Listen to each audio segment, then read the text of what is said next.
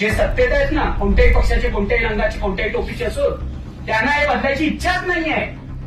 त्यांना सगळ्यांना 8-8 दिवस जेलमध्ये ठेवून ना पोलिसी अत्याचाराचा अनुभव द्यायला पाहिजे.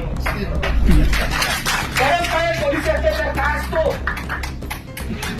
मुदतवारातून बांबू घालणं म्हणजे काय असतं? काय चाललंय महाराष्ट्रामध्ये? तुम्ही एखाद्या माणसावर बलात्काराचा आरोप करता, त्याच्या मागे पोलीस लावता, त्याचं आयुष्य बर्बाद करायला, म्हणजे आयुष्य बर्बादच होणार. बलात्काराचा कायदा तो बाईच्या बाजूने असणं हे मला आजही मान्य आहे. मला आजही मान्य आहे. पण इतर अनेक कायद्यांप्रमाणे बलात्काराचा कायद्याचा दुरुपयोग करणं हा महिलांचा सगळ्यात मोठा अपमान आहे. एक तर मी तुम्हाला सांगतो, हे छत्रपती विद्यार्थी आहेत ना, माझा त्यांचा विश्वास नाही. त्या सगळ्या लोकशाही आहे. राजे महाराजे बरखास्त झालेले.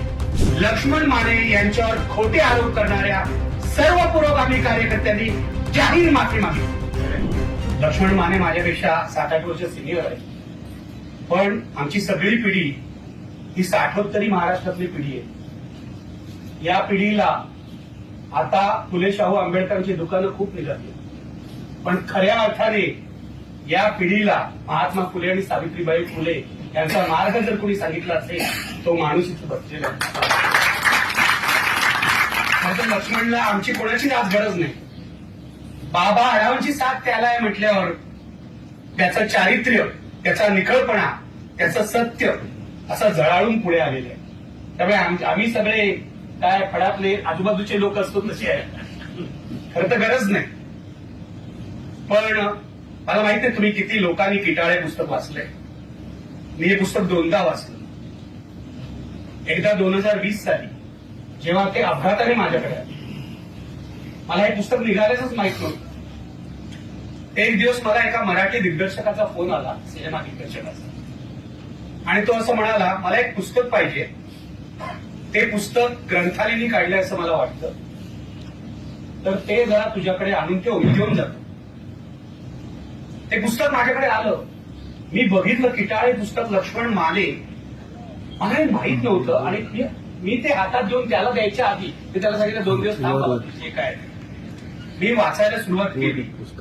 मी तुम्हाला सांगतो, मी अक्षरशः शहारून गेलो.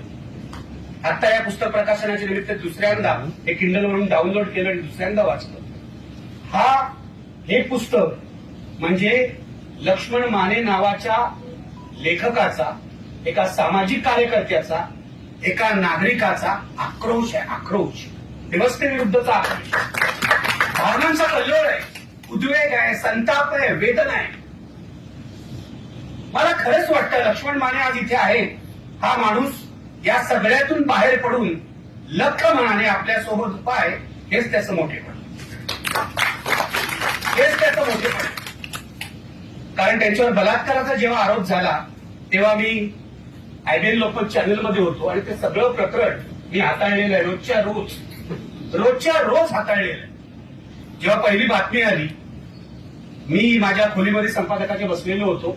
आमचे लोक सांगायला आले, अशी बातमी आली आहे की लक्ष्मण मानेंवर 1-2 नाही 6 स्त्रियांनी बलात्काराचा आरोप केलेला. काय करायचं?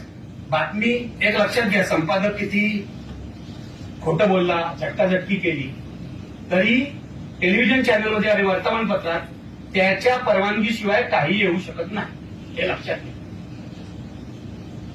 आमचं चॅनल जरा इतरांपेक्षा वेगळं होतं, म्हणून लक्ष्मण माने बलात्कारी आहेत असं बोंबाबोंब करायला आम्ही सुरुवात केली नाही.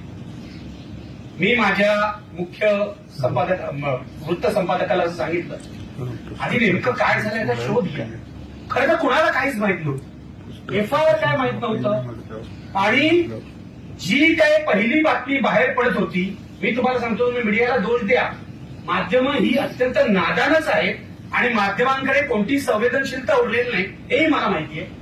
पण ही सगळी बदमाशी आहे ना लक्ष्मण माने यांच्या बदनामीची, ही पोलीस खात्यातून सुरू झालेली आहे. पाहिजे एफआयआर तर तुम्ही द्या लोकांना. काय एफआयआर आले?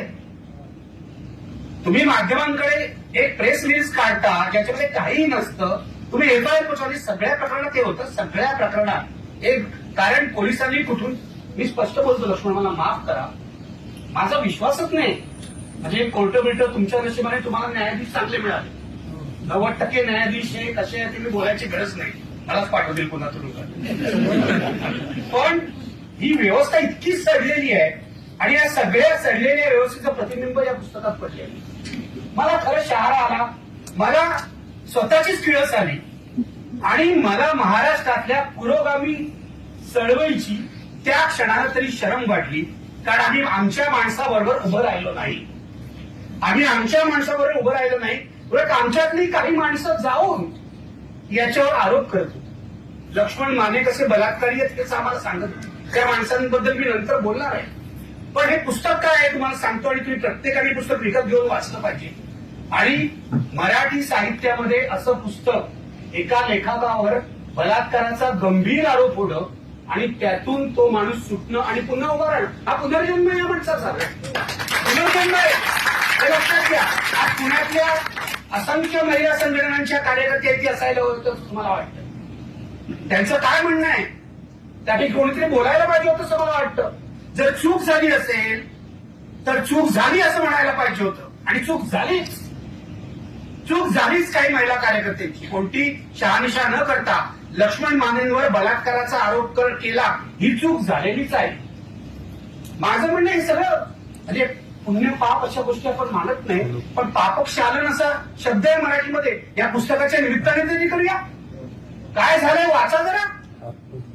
एका मराठी लेखकावर उपरासारखं पुस्तक लिहिणाऱ्या, बंद दरवाजा लिहिणाऱ्या, भटक्या विमुक्तांचं एक वेगळं जग आपल्यासमोर आणलेल्या मराठी लेखकावर 6 बायका बलात्काराचा आरोप करतात. पुस्तक तिथेच सुरू होतं. बलात्काराचा आरोप असा झालेला एका बाईने केला अशी बातमी लक्ष्मण माने यांच्याबरोबरचा एक सहकारी त्यांना सांगतो आणि तिथे यांची काय अवस्था. या पुस्तकात लक्ष्मण माने असंख्य वेळा लिहितात की मला आत्महत्या करायची वाटली. मी तुम्हाला सांगतो हे पुस्तक वाचताना सुद्धा तीच भावना माझ्यात आहे लक्ष्मण माने. कारण बलात्काराचा आरोप काय असतो, विनयभंगाचा खोटा आरोप काय असतो याचा स्वतः अनुभव आहे मला. तुम्हाला तुमचे विरोधक बदनाम कर, तुमच्यावर काहीच आरोप करू शकत नाही. भ्रष्टाचाराचा, पैशाचा भ्रष्टाचार करायचा आरोप करू शकत नाहीत. बाकी काय तुम्ही भानगडी केल्या, बाकी काय जुगाड केले हे आरोप करू शकत नाहीत. मग काय करायचं.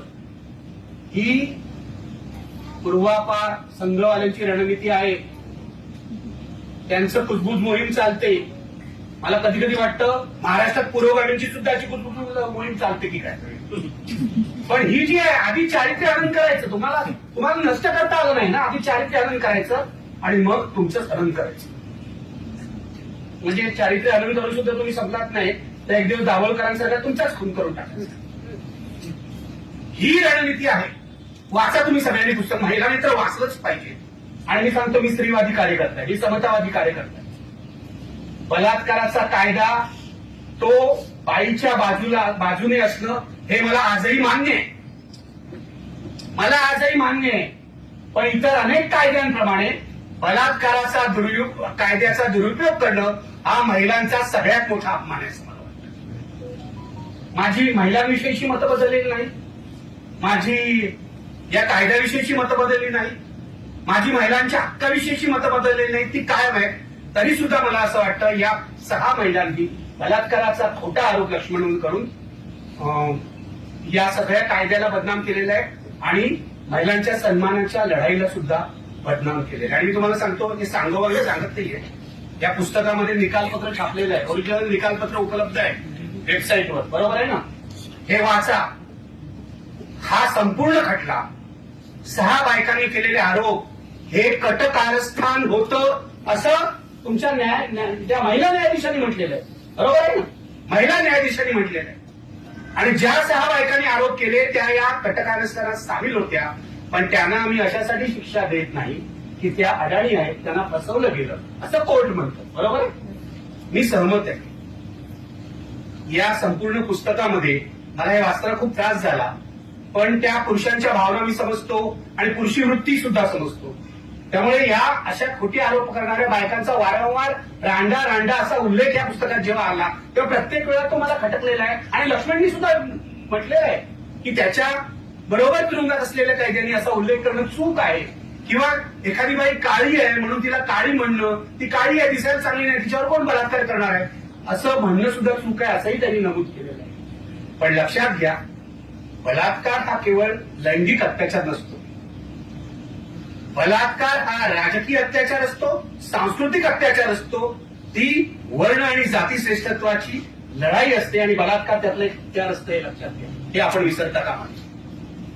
आणि लक्ष्मण मानेंवर त्यांच्या संस्थेतल्या किंवा बाहेर गेलेल्या 6 बायकांनी केलेला आरोप म्हणजे लक्ष्मण माने यांची कारकीर्द उद्ध्वस्त करण्यासाठी केलेलं कटकारस्थान होतं, असं न्यायाधीश म्हणतात. देखील वागळे म्हणत नाही. उद्या म्हणाल तुम्ही काय म्हणाल, पुस्तक वाचा. आपल्याकडे काय होतं, बहुतेक वेळा प्रकाशनात सुद्धा पुस्तकं न वाचता लोक बोलतात. चांगली गोष्ट आपण सगळ्यांनी वाचलेलं आहे. महाराष्ट्राची पद्धत पडलेली आहे, पुस्तक वाचायचं तर नाही, ठोकून द्यायचं. पण याच्यात म्हटलेलं आहे की हे कटकारस्थान आहे. मग माझा मुद्दा असा आहे, पुढे जाण्यापूर्वी मी एक गोष्ट तुम्हाला सांगतो. हा माणूस का जिवंत आहे सांगतो तुम्हाला. याच वेळी आणखी एक पुस्तक आलेलं आहे. त्या पुस्तकाचं नाव आहे हे सांगायलाच हवं. आणि पुस्तकाच्या लेखिका आहे मृदुला भाटकर. तुझ्या वर्गात होती, बरोबर आहे, वर्गमैत्रीण तुझी. न्यायमूर्ती होते, आता निवृत्त झाले मृदुला भाटकर. रमेश भाटकर यांच्या पत्नी. त्यांनी हे पुस्तक लिहिलेलं आहे हे सांगायलाच हवं. कारण 2007 साली रमेश भाटकरांवर असाच आरोप झाला, दादांत खोटा आरोप बलात्काराचा. माध्यमांनी असाच गदारा उठवला आणि नंतर ते सुटले.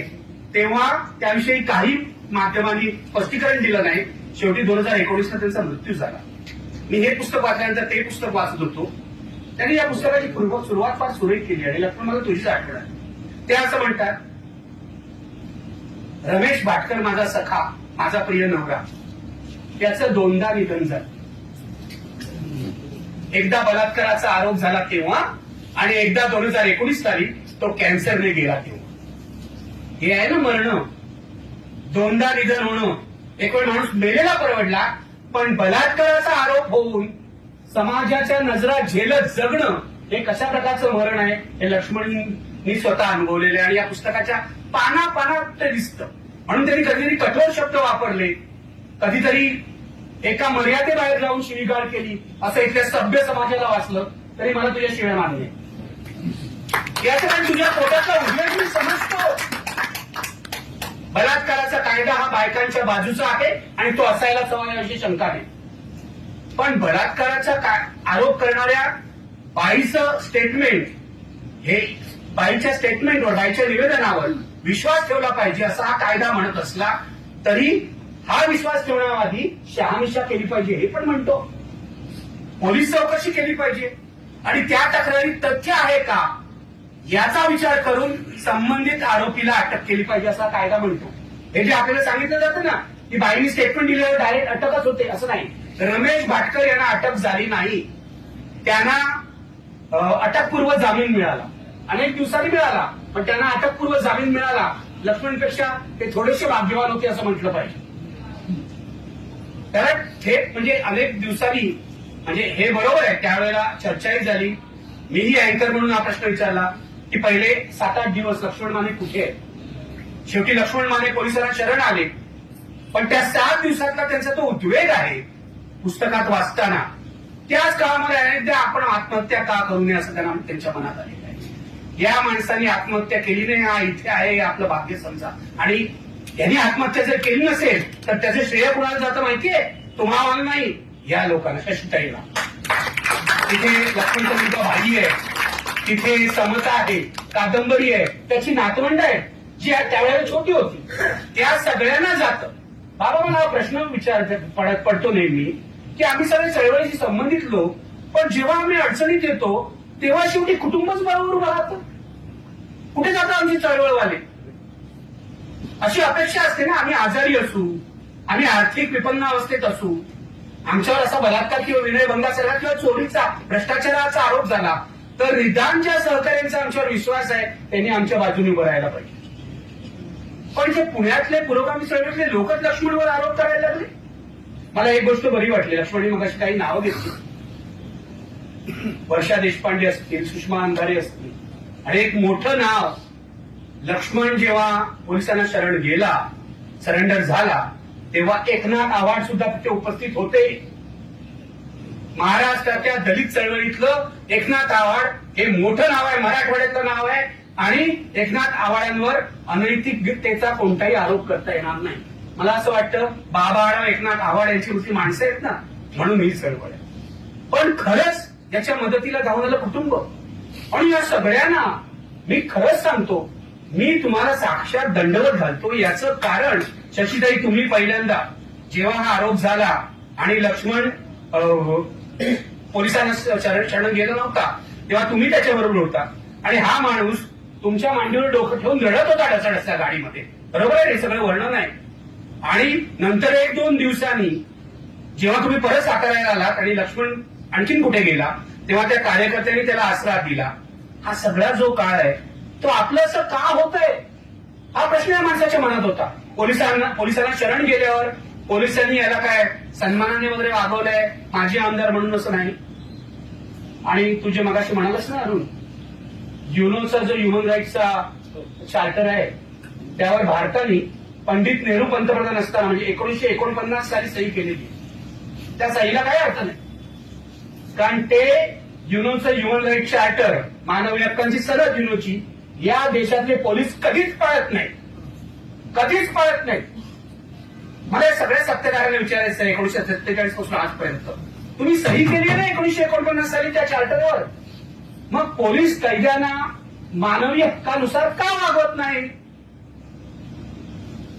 मला ते पटतच नाही की चोराला मारावं लागतं, दरोडेखोराला मारावं लागतं, आम्हाला 3rd डिग्री मेथड्स वापरावे लागतात. आणीबाणीमध्ये महाराष्ट्रात हे झालं नाही, पण उत्तर भारतामध्ये कैद्यांवर अनन्वित असे अत्याचार झाले होते, त्याला आपण विरोध केलेला होता, तुमच्या लक्षात असेल. मग राजकीय कैद्यावर अशा प्रकारचे अत्याचार होतात तेव्हा त्याला विरोध करायचा. आणि चोर दरोडेखोर जरी असला, आणखीन कोणी असला गुन्हे करणारा माणूस, तरी तुम्ही त्याला सुधारगृहात पाठवतात ना. मग त्याला सुधारण्याचे काही वेगळे मार्ग नाहीये. लक्ष्मणचं नशीब एवढं की त्याला बेदम मारला नाही. आणि त्याचे जे तुरुंगातले अनुभव आहेत ना, ते अक्षरशः डोकं घराघरात फिरवणारे आहेत. तुरुंगातली 2 वेळेला तुमच्या विधानसभेनेच 2दा पाठवलं होतं. माझ्यावर उपकार केले तुरुंगात पाठवून. सत्याग्रही म्हणून आपण अनेक वेळा जातो, बरोबर आहे, पोलीस कोठडीमध्ये आणि नंतर बाहेर पडतो. पण 2 वेळेला आर्थर रोड जेलच्या अंडा सेलमध्ये मी होतो. एका वेळेला माझ्यासोबत बॉम्बस्फोटाचे गुन्हेगार होते आणि दुसऱ्या वेळेला आर्थिक गुन्हेगार होते. तो अनुभव मी घेतलाय. माझं नशीब म्हणून मी अंडा सेलमध्ये होतो, म्हणजे खतरनाक गुन्हेगारांबरोबर होतो, हे लक्षात घ्या. त्यामुळे तिथे कमी गुन्हेगार असतात. पण लक्ष्मण ज्या कोठडीमध्ये होता तिथे 150ची व्यवस्था असेल तर तिथे 500 माणसं होती. तिथे लैंगिक अत्याचार काय चाललेले होते याचं तू वर्णन केलेलं आहे. पुरुषांनी पुरुषांवर केलं लैंगिक अत्याचार, हे लक्षात घ्या, त्याचं वर्णन केलेलं आहे. हे आपलं जेल आहे, हे आपलं जेल आहे. अरुण, माझा यावर विश्वास नाही, हे बदलता येत नाही. जे सत्तेत आहेत ना, कोणत्याही पक्षाचे, कोणत्याही रंगाचे, कोणत्याही टोपीचे असो, त्यांना हे बदलायची इच्छाच नाहीये. यांना सगळ्यांना 8-8 दिवस जेलमध्ये ठेवून ना पोलिसी अत्याचाराचा अनुभव द्यायला पाहिजे. खरंच काय पोलिसी अत्याचार काय असतो? गुदद्वारातून बांबू घालणं म्हणजे काय असतं? लक्ष्मणनी जेव्हा वरिष्ठ पोलीस अधिकाऱ्याला, त्यांनी तपास अधिकाऱ्याला सांगितलं की तुम्ही जर माझ्यावर अत्याचार केलेत, मला मारहाण केली, तर मी कोर्टात जाऊन सांगेल, तेव्हा तो गप्प बसला. नाहीतर मारहाणीपर्यंत पायी गेली होती. तरी एकदा याचे हातपाय बांधून ठेवले. याच्या कोठडीत जी माणसं होती ती भडाभडा एकमेकाच्या अंगावर ओकायची. एखाद्या चेहरा पूर्ण जळलेला होता. म्हणजे हे बघूनच ना एखाद्याला भोवळ येईल. सभ्य, संस्कृत, सुसंस्कृत आणि काय म्हणतात तुमच्या पुणेरी वातावरणात वाढलेल्या नंतर फारच गडबड होईल. असं तिकडे सगळं वातावरण. हे जग आहे तुमचं, हे पोलीस खात आहे, हे तुरुंग खात आहे. पोलीस प्रशिक्षणाच्या वेळेला ही पण शिकवण द्यायला पाहिजे असं मला वाटतं. देतात, अगदी देतात, पण कोणी पाळत नाही. ही दुर्दैवाची गोष्ट. तुमचं म्हणणं अगदी बरोबर आहे, ही शिकवण द्यायला पाहिजे. युनोची ह्युमन राईट्स चार्टर काय आहे पोलिसांना सांगितलं जातं पोलीस प्रशिक्षणामध्ये, पण कोणीही पाळत नाही. याचं कारण गुन्हेगाराविरुद्ध 3rd डिग्री वापरल्याशिवाय तो गुन्हा कबूल करणार नाही असं पोलिसांना. लक्ष्मण ठाम होता, त्यांनी सांगितलं मी काहीच केलेलं नाहीये. आणि हे जे कटकारस्थान करणारे लोक होते, मला कळत नाही ते मूर्ख होते की कोण होते. तुम्ही केलंय ना कटकारस्थान, पण 6 बायकांची FIR बघा तुम्ही, आयडेंटिकल FIRs आहेत, आयडेंटिकल झेरॉक्स कॉपी आहेत सगळ्या. तिथे जिथे बलात्कार झाला ते सांगितलं. म्हणजे एका ठिकाणी मला वाटतं जीवनचा बंगला, जीवन तुझा जावई आहे बरोबर ना, जीवनच्या बंगल्यात बलात्कार झाला, तो बंगलाच अस्तित्वात नाहीये. पोलिसांनी प्राथमिक चौकशी केली असती ना तरी हे सगळं पुढचं टळलं असतं. पण कुणाला तरी, मी हे स्पष्टपणे बोलतो, लक्ष्मण माने मला माफ करा, कुणाला तरी तुम्ही तुरुंगात जावं असं वाटत होता. आणि माझी अशी अपेक्षा आहे, तुम्ही असं आडून आडून लिहिलंय पुस्तकामध्ये, मला कळलं कोण आहे, म्हणून मी मगाशी तुम्हाला प्रश्न विचारलो की जी कोण माणसं आहेत जी ज्यांना लक्ष्मणची प्रगती बघवत नव्हती, जी आज महाराष्ट्र विधिमंडळामध्ये वरिष्ठ पदावर आहे, चुकतोय का, वरिष्ठ पदावर आहे, जी सत्ताधारी पक्षाची मोठे नेते म्हणून गणले जातात, त्यांनी लक्ष्मणचा काटा काढायचं ठरवलं. हा, लक्ष्मणने उल्लेख केलाय, मी काही चुकीचं सांगत नाही, कोणाचं नाव घेत नाही, काळजी करू नका, पण लक्ष्मणने उल्लेख केलाय का राजघराण्याचा माणूस आहे. याच माणसांनी याच्या शाळेची जमीन बळकावली होती आपल्या काकीना पाहिजे म्हणून, बरोबर आहे ना, वहिनीला पाहिजे म्हणून, हे सगळे उल्लेख आहेत तिथे. हा कोण आहे राजघराण्यातला माणूस ज्याला लक्ष्मण तुरुंगात जायला हवा होता? कुठल्या राजघराण्यातल्या? हा तुम्ही शोधून काढा, मी त्यात जाणार नाही. माझं इतकंच म्हणणं आहे, हे जर कटकारस्थान असेल तर हे नेते ज्या पक्षामध्ये आहेत त्या पक्षाच्या वरिष्ठ नेत्यांनी जे तुमच्या बाजूने उभे राहिले, शरद पवार मगाशी उल्लेख केला, चांगली गोष्ट आहे, बाबा उभे राहिले, शरद पवार सुद्धा लक्ष्मणच्या बाजूने उभे राहिले, चांगली गोष्ट आहे. मग हा नेता त्यांच्या पक्षात असेल तर त्याच्यावर कारवाई करणं अशक्य काय? लक्ष्मण मानेसारख्या सोन्याचा माणूस आहे हा, उपरासारखं पुस्तक लिहिणारा, मराठी साहित्याला योगदान देणारा, त्याच्या विरुद्ध एक कुठचा तरी नेता जो राजघराण्यातला आहे म्हणून कारस्थान जर करत असेल तर हे कसलं राजघराणं आहे? एक तर मी तुम्हाला सांगतो, हे छत्रपती वित्रपती आहेत ना, माझा त्यांच्या विश्वास नाही, त्या सगळी लोकशाही आहे, राजे महाराजे बरखास्त झालेले, जे कोणी त्यांना छत्रपती म्हणतात ना ती गुलामीची निशाणी आहे. कोणी नाही तर मी त्यांना छत्रपती वगैरे म्हणत नाही, काय राजे महाराजे म्हणत नाही. कोर्निसात तर तुम्ही करत नव्हतात, दाभोळकरही करत नव्हते, मी तर कधीच केला नाही, ही गोष्ट वेगळी. पण हे जे माजी राजे महाराजे आहेत त्यांनी जर यांच्या विरुद्ध कारस्थान केलं असेल तर त्यांच्यावर कारवाई व्हायला नको का? माझा एवढाच प्रश्न आहे. काही असंतुष्ट सहकारी या गटात सामील होते त्यांच्या संस्थेतले, त्यांच्यावर कारवाई केली, स्वाभाविक सामील असतात, त्यांनीच या 6 बायकांना पिठवून आरोप करायला लावले. आणि तिसरे लक्ष्मण माने असं म्हणतात, मी बौद्ध धर्मात प्रवेश केल्यामुळे काही लोकांचा राग होता, त्यामुळे हे घडवण्यात आलं. पोलिसांना राजकारण्यांकडून असं सांगण्यात आलं की या माणसाला तुम्ही गजाआड ठेवा, असं सांगण्यात आलं, असं त्यांचं म्हणणं आहे. लक्षात घ्या असं असतं. तिथे रमेश भाटकरवर बलात्काराचा आरोप झाला, त्या पुस्तकात सुद्धा न्यायाधीश असलेल्या त्याच्या पत्नी मृदुला भाटकर असं लिहितात की राग रमेशवर नव्हता, राग न्यायाधीश, महिला न्यायाधीश म्हणून माझ्यावर होता. हे लक्षात घ्या. मी मोक्का कोर्टाची न्यायमूर्ती असताना काही सरकारला न पचणारे निर्णय दिले होते, म्हणून हे सगळं कुभांड रचण्यात आलं. तिथे पण कारस्थान आहे, तिथे पण कारस्थान आहे. काय चाललंय महाराष्ट्रामध्ये? तुम्ही एखाद्या माणसावर बलात्काराचा आरोप करता, त्याच्या मागे पोलीस लावता, त्याचं आयुष्य बर्बाद करायला, म्हणजे आयुष्य बर्बादच होणार. मी तुम्हाला सांगतो, 100 पैकी एखाद्या ह्याच्यासारखा टिकेल. तो रमेश भाटकर तर इतका खचला, म्हणतो त्याला कॅन्सर झाला आणि तो बिचारा गेला, इतका खचला. पण इतर जी माणसं आहेत 90-95% ती जगणार सुद्धा नाही, ती आत्महत्या करतील.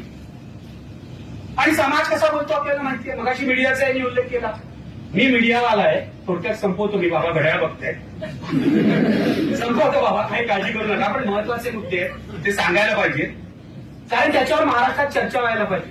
अखिल मेहता तुम्ही घडवून आणू शकता, साहित्य संमेलनात ज्या फालतू चर्चा होतात ना त्यापेक्षा हे असो. मुद्दा तो नाहीये. तर मुद्दा हा आहे की हे सगळं असं घडत असताना, कटकारस्थान असताना, आणि वर्षा देशपांडे तिथे सांगत असताना की हे आहे असं, साताऱ्यामध्ये ते सांगत होत्या पहिल्या दिवसापासून. माझं दुसऱ्या दिवशी तिच्याशी बोलणं झालं होतं.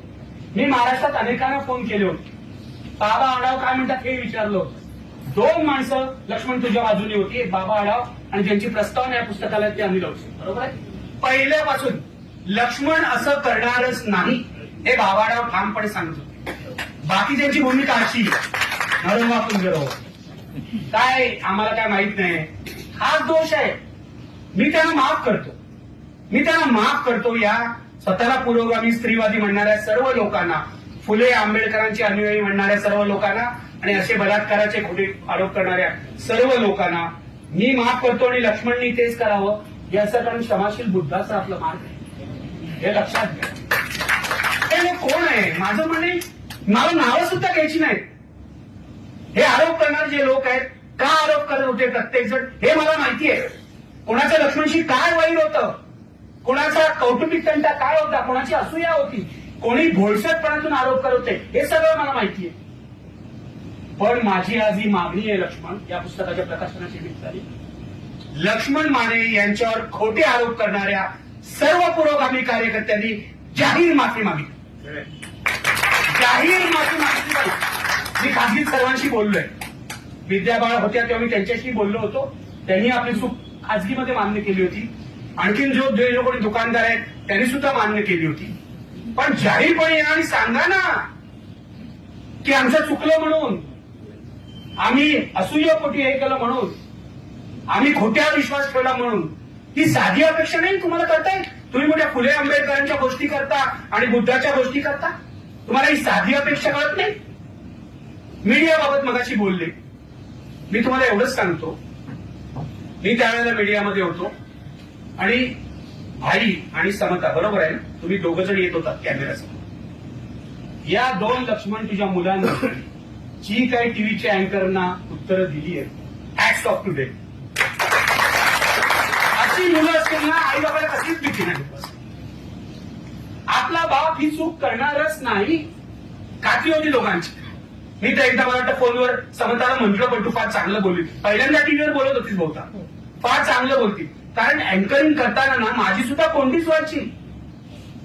ज्यांना माहिती होतं लक्ष्मण माझा मित्र आहे त्यांना हा प्रश्न असायचा, आता निखिल बागळे काय करतात बघूया. राजकारण्यानं प्रश्न विचारतात, त्यांना प्रश्न विचारतात. तर निखिल वागळे चुकीच्या माणसाला चुकीचा प्रश्न नाही विचारत. लक्ष्मण माने यांचा खटला न्यायालयात आहे याचं भान बाळगून प्रश्न विचारत होतो आम्ही. आणि दोन्ही बाजू समोर येत होत्या. शेवटी आज न्यायालयात सर्व सिद्ध झालेलं आहे. फार वेळ मी बोलणार नाही, खूप बोलता येईल, पण मी लक्ष्मणला सांगितलं मी लिहीन यावर. मला इतकंच सांगायचं आहे की या सगळ्या प्रकरणातून, हे प्रकरण असो, रमेश भाटकरचं प्रकरण असो, एका महत्वाच्या मुद्द्याला आपण हात घालतो आणि तो मुद्दा रेटला पाहिजे. मुद्दा हा की बलात्काराचे जे कलम आहे आयपीसी मध्ये 376 या कलमाचा दुरुपयोग दिवसेंदिवस वाढतोय असं दिल्ली उच्च न्यायालयाच्या न्यायमूर्तींचं म्हणणं आहे. अलीकडे एका केसमध्ये मी तुम्हाला तारीख पण सांगतो, ऑगस्ट 22, 2021 एका केसमध्ये न्यायमूर्ती सुब्रमण्यम प्रसाद यांनी स्पष्टपणे म्हटलेलं आहे की बलात्काराचं जे कलम आहे त्याचा गैरवापर वाढतोय. त्यांच्यापुढे एक केस आली. त्या दोघांनी एकमेकावर आरोप केले होते, कंप्लेंट आणि काउंटर कंप्लेंट, आणि बलात्काराचा आरोप नोंदवला होता आणि कोर्टासमोर येऊन सांगितलं की आम्हाला समझोत्याने हे मिटवायचंय. तेव्हा कोर्टाने त्यांना ताशेरे दिले की बलात्काराच्या कलमाचा असा गैरवापर करणं हे फारच चुकीचं आहे. आणि कोर्ट असं पुढे म्हणतं की तुम्ही असे खोटे आरोप करून पोलिसांचा वेळ तपासात घालवता आणि पोलिसांना दुसऱ्या गोष्टींचा तपास करायला वेळ मिळत नाही. याहीपेक्षा महत्वाचं कोर्टाने म्हटलंय की असे एक आरोप करणाऱ्यांना एक तर जबरदस्त दंड ठोठावला पाहिजे किंवा त्यांना सुद्धा शिक्षा ठोठावली पाहिजे, तरच असं खोटं आरोप करण्याची हिंमत कोणाची होणार नाही. आज तशी तरतूद भारतीय दंडविधानात नाही. आरटीआय खोटा केला तर त्याला शिक्षा करण्याची तरतूद आहे आरटीआय कायद्यात. पण बलात्काराच्या कायद्यामध्ये बलात्काराचा खोटा आरोप केला तर त्या खोटा आरोप करणाऱ्याला शिक्षा करण्याची किंवा दंड करण्याची तरतूद नाही, हे लक्षात घ्या. मला असं वाटतं हा मुद्दा आपण पुढे घेतला पाहिजे. लक्ष्मणच्या बाजूने आम्ही बोलतो म्हणजे आम्ही बलात्काराच्या गुन्ह्याच्या विरोधात आहोत असं नाही. आम्ही बलात्काराच्या गुन्ह्याच्या विरोधातच आहोत. माफ करा मला. आम्ही बलात्काराचं समर्थन करतोय असं नाही. बलात्कार हा अत्यंत निंदनीय असा अपराध आहे आणि बलात्कारांना कठोरातल्या कठोर शिक्षा झाल्या पाहिजेत असं मी मानतो. पण मी मगाशी म्हटल्याप्रमाणे बलात्काराचे खोटे आरोप करण्यासाठी बायकांचा वापर राजकारण्यांनी किंवा समाजातल्या प्रतिष्ठितांनी किंवा आणखीन कोणी करणं हे जास्त धोकादायक आहे. म्हणून शेवटी मला एकच गोष्ट सांगायची आहे. ज्या 6 महिन्यांनी लक्ष्मणवर आरोप केले त्यांच्याविषयी तुमच्या सगळ्यांचा राग असणं नैसर्गिक आहे. परंतु न्यायालय काय म्हणते लक्षात ठेवा. न्यायालय समित्यात त्याही विक्टिम्स आहेत. न्यायालयाने विक्टिम हा शब्द वापरला नाही पण अर्थ तोच निघतो की त्या अडाणी आहेत, त्यांचा वापर केला गेला. याचा अर्थ महिलांनी लक्षात घ्यायला पाहिजे. एखाद्या पुरुषाला बर्बाद करायला जे बलात्काराचं कलम बायकांच्या बाजूचं आहे, बायकांना संरक्षण देणार आहे, त्या कलमाचा आणि अशा काही अडाणी बायकांचा वापर सुद्धा समाजातले हे जे तिथे संबंधित आहेत ते करून घेतात. हे लक्षात घ्या. किती धोकादायक आहे. इतर कायद्यांचा गैरवापर होतो त्याच्या विरोधात सुप्रीम कोर्टात एक याचिका खूप दिवसापासून पेंडिंग आहे. खूप कायद्यांचा आपल्या देशामध्ये दुरुपयोग होतो. पण बलात्काराचा माझं म्हणणं आहे की बाईचं जे म्हणणं आहे त्याला प्राधान्य द्याच. पण ते प्राधान्य देताना शहानिशा करा. तुरुंगात घालण्याआधी त्यांना सर्व प्रोसेसमध्ये घालण्याआधी त्या माणसाला त्याचा इतिहास तर पहा.